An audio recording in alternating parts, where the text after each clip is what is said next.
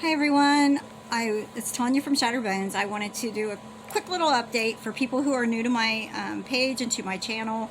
Facebook had Shattered Bones shadow banned since January when I posted a meme of the horn dude with screaming and Leonardo DiCaprio poorly photoshopped in pinching his nipples, and I thought it was hilarious, but they didn't, and they had already had me on a warning because of a meme that I posted that said Facebook was doing the Reicht Thing.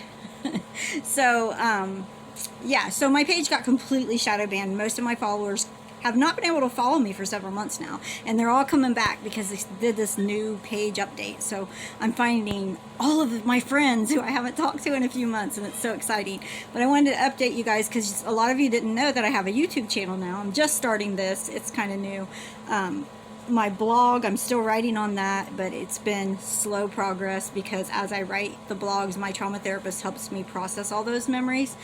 At the time that these memories were coming to me, I knew that I was having like flashbacks and I could remember everything. And it's like you see everything like it's happening to you as a 2-year-old through 2-year-old's eyes, or an 8-year-old through 8-year-old's eyes. But I couldn't, I couldn't. Sorry, somebody came in and it just distracted me completely. And this is what it's like having DID. So I've got to kind of go back on track here. What was I talking about?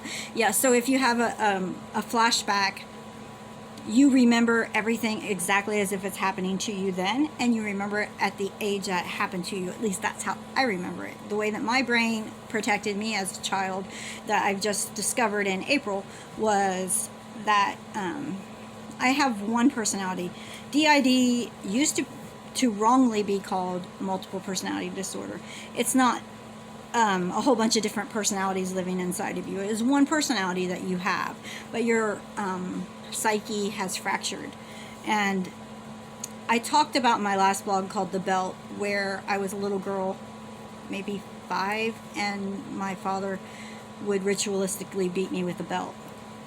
And he drank a lot.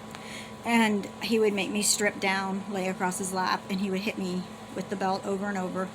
And then at first I was allowed to kick and scream and cry, and then he got to where I had to lay still, but I could still cry, and he beat me, and I handled that. And then eventually he said, because he would say, you have to lay still, I'm going to keep beating you, I'm going to keep hitting you until you lay still.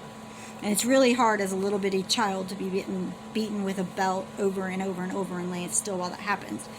Then it got to where he said, I'm going to keep hitting you if you keep crying. So I had to lay still and be quiet while I was being beaten with a belt, and I was a little bitty girl. I don't even know if I was in school yet, maybe kindergarten. And that happened over years of that happening. And so I remember, and I talk about that in my blog. If you go to shatteredbones.com, you'll see my blog where I talk about a lot of things that happened to me in my childhood. I remember my body like popping out of my body, and I was floating behind my father, and I could see my little naked body laying on his lap, and I could see him hitting me. And I just remember being really confused and looking down at my body, and then I thought, oh, I can't feel it. I couldn't feel anything, so my little body could just lay still. And I just thought I was so smart because I could just pop out of my body and have to feel that, and then I didn't have to be beaten as hard and as long because he would stop. So what I've discovered at 53 is that little part that popped out like that, the little body that was still laying in his lap, a part of me had to stay in that body. So there's a part of me that took all of that abuse and all of that trauma. I was hit so often and so regular that my entire spine started moving away. I had severe scoliosis at a very young age. I was like 8 or 9, and the scoliosis was over 48 degrees at that point. I'll show a picture of what a 48-degree curve looks like on here. And 50 degrees, they do surgery. And I remember the trauma surgeon saying, she had to have had some kind of trauma, you know. If she wasn't born like this, there's no way an 8-year-old's spine can be this deformed. And yeah, it's so fun. Not.